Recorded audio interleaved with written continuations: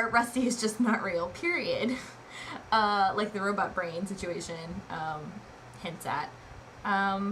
It's really not that much of a stretch. Like, what's more of a stretch, that his dad raised a child, or that his dad made one as part of an experiment? Created a child? Yeah. You never know.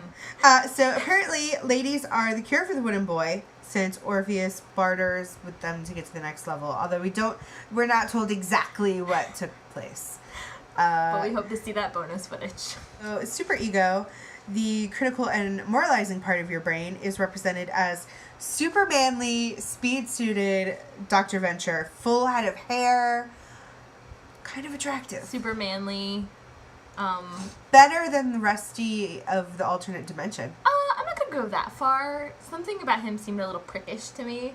So they actually convince the super ego to go with Eros / Billy to get to the origin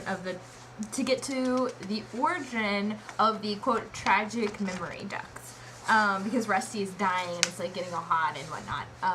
So Orpheus hatches this plan that they're gonna like use the strength and the love to like attract whatever it is that is running rampant in his brain. Yeah. And I think he's hinting at the Leviathan, which White talked about earlier. But we don't actually see the Leviathan. And we never really find out what happens. So I'm wondering if that's to be continued. Because, you know, it seems to work out at the end. Because you got Rusty waking up. And the Monarch, who is being swarmed with clones. Who, by the way, walk at him going, Daddy. Daddy. Yeah. What? Yeah. Well. What? Well, I know. Do you remember when the Monarch thought he was their daddy? When he was, like, jailing them? Or tried to be their daddy or something. Tried to convince Hank that he was his dad, yeah. But this is Rusty's brain, so are they a projection of Rusty's Do they think that the thoughts? Monarch just is Does their Rusty father? think the Monarch is his father? Their father? Their father? Chew on that. I really don't. I have no idea. I don't believe we got anywhere close with that. But Probably whatever. not. So, while all of this is going on, there's also another thread happening in this story. You might have been aware of. So, we should probably mention that during the whole Rusty's Inception Matrix brain situation, the Monarch is operating from Dr. Venture's brain, but is physically lying in his bed in the Monarch mobile under the supervision of Gary and Dr. Wife, who are manning the equipment.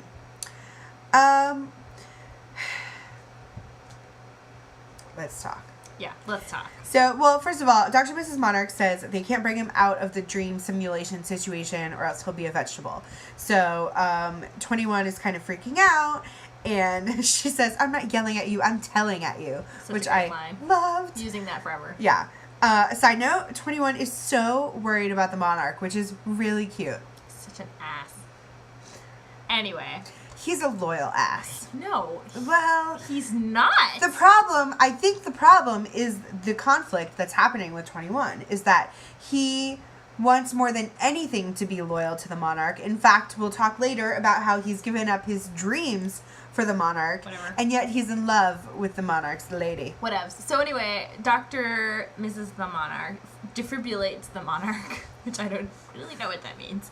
But it was really funny with the clear confusion, and he's like, wait, what? That's what that means? I thought I was supposed to press a button. So she restarts his heart, and as you wrote, they hook him up to life support, because I feel like you were upset by that. I was! The Monarch is on life support. Life support. So there was also another pop culture reference. 21 says, hey, I think he's going to bring back a pissed off Billy Mahoney with him. And Dr. Wife was like, right? Running around the cocoon in that hoodie. That is a Flatliners reference. If you're not familiar with Flatliners, the premise of this story is medical students bring themselves near death. Their experiment begins to go awry. Starring Kiefer Sutherland, Julia Roberts, Kevin Bacon, William Baldwin, Oliver Platt.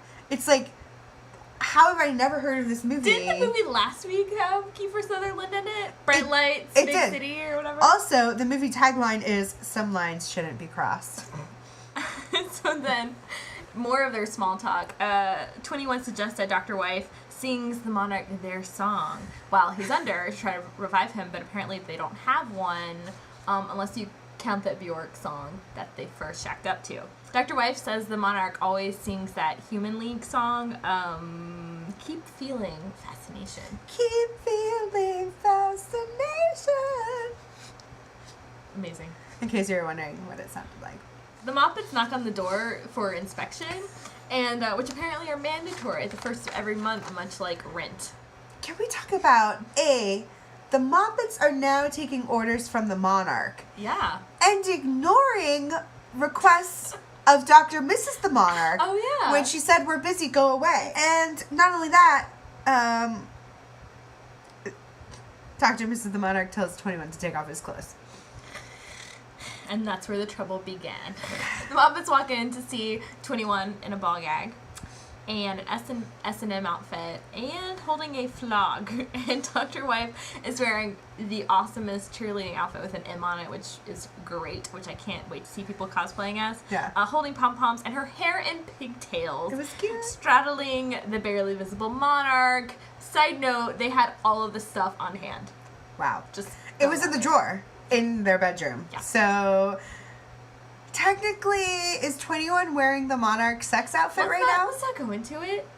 I'm just going to summarize with bullet 3 that says simply, wow. Wow. Moving on. So the Moppets back out slowly, possibly scarred for life. We possibly were as well. Definitely. It was a little traumatic. It's the assless chaps that really... It's not just the assless chaps. It's 21's not so sexy physique. No, it's not that. It's the hair. It's the little pieces of hair all over his body that are like half shaven, which are just gross. Gross.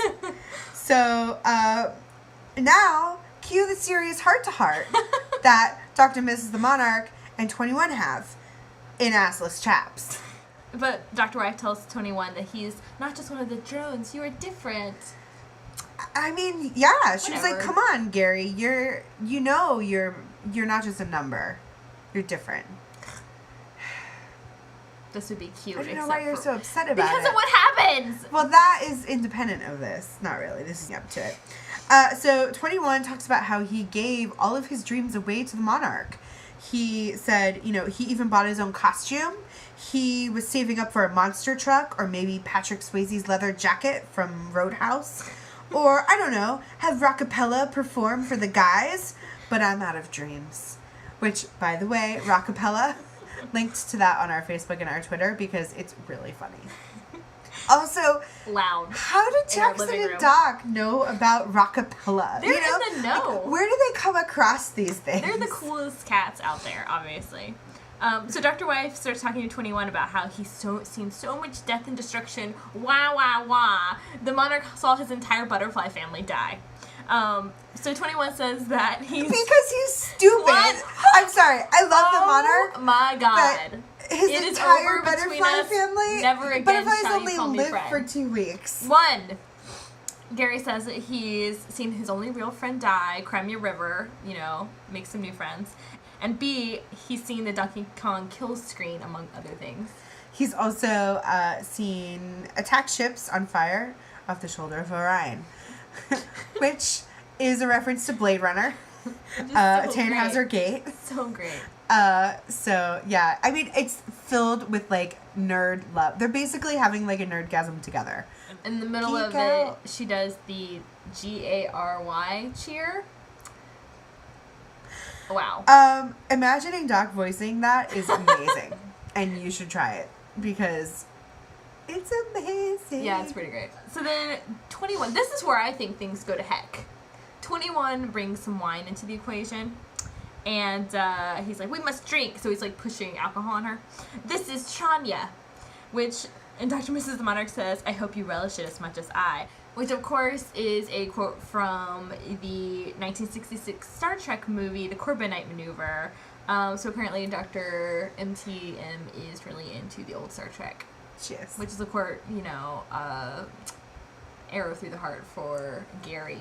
So 21 asks Dr. and Mrs. the Monarch if she ever thinks that she can do better than the Monarch, which I'm like, treading on dangerous territory. Loyal, really? Yeah, well, listen. And she says, can you ever do better than a man you adore and he really needs you? Which is really cute. Yeah. We say aw to that. It is cute, and that's why I think that she's never going to leave him. I know, because she really loves him. Yeah. And then 21 sort of confesses his love for her in a backwards way. And he says, well, maybe like a man who needs you and would treat you like the amazing woman you are, like a perfect beauty center with a coating made of perfect smart candy. Something like that. Uh-huh. It's cute, kind of, because he likes her a lot, but it's also a homewrecker. Back here. Moving on. So then, of course, during that moment, 21 plants a huge kiss on her. So, my gosh. Is that how that sounds out loud? So this happens right over the Monarch, which is not okay in any way. I was too stunned at the time to be angry about it, and I've barely been able to think about it because I'm so pissed at her. Yeah. It's just ridiculous. Can we just... Yeah, that's Marilee's note on that. Yeah, so the Monarch wakes up and immediately asks what's going on. Like, out of this whole dream sequence, he's like, wait, what's going on? And they're guilty, they have shifty eyes, they're stammering, nothing, and then 21 says, anymore. Like, the Monarch just came and crashed his party or something, which I'm like, I know this is like all of your dreams coming to fruition right now, but you're also with the man's lady, and the man is your boss. And so, I mean, what do we think is going to happen? What do we want to happen? I don't know. I want... Let's just say it. The Monarch is way hotter than 21. Way sexier than 21. Yeah. Dr. and Mrs. Okay, 21 is a henchman, and the Monarch, albeit an unorganized one, is a villain. Yeah. Duh. Villain, trust fund money, butterflies, sweet rides of all kinds. Lots of nefarious schemes. A lot of sass and connections. Skinny with leopard print underwear. He's got it all. So what I think is really going to happen is just that it's kind of awkward between them, but I think it's going to be like where he's writing her massive amounts of love letters and being all creepily like leaving her message and talking about their moment, and she's going to be embarrassed by the whole thing and pretend it never happened. Yeah. And it's just going to have a heart-to-heart with him, like, listen, I'm not really into you. The Monarch is my man. Yeah. So after the credits, apparently Dr. Orpheus off-screen tells Hank that Rusty is probably insane now, and he's never going to be the same, which sparks one of the most poignant monologues in the show's history, I'm going to say, to date. It's like the whole barrier between us and Rusty and his sons is just dropped. Crashing down. And he just tells them this really humiliating story about how he, was embarrassed at his 16th birthday pool party by his dad and his dad's dick friends. It was ironic choice of words. It finally answers the question of who is the worst father. Yeah, Dr. Venture or Jonas Venture. I mean, Jonas. Definitely. He messed up Rusty so bad that he can't be a good father. That's what's happening there. The fact that he's even trying to be makes him an amazing dad. I know. Especially given his history. So this transformation makes us wonder, did the Leviathan fail? Did it fall? Are we going to see a completely new Rusty in episodes to come? Is he going to be like this in the future? What's going to happen? Are we going to see what happened in the brain? Maybe not. And were we supposed to infer something that we didn't get? I don't know. I tried. I inferred a lot. There was so much. We'll see.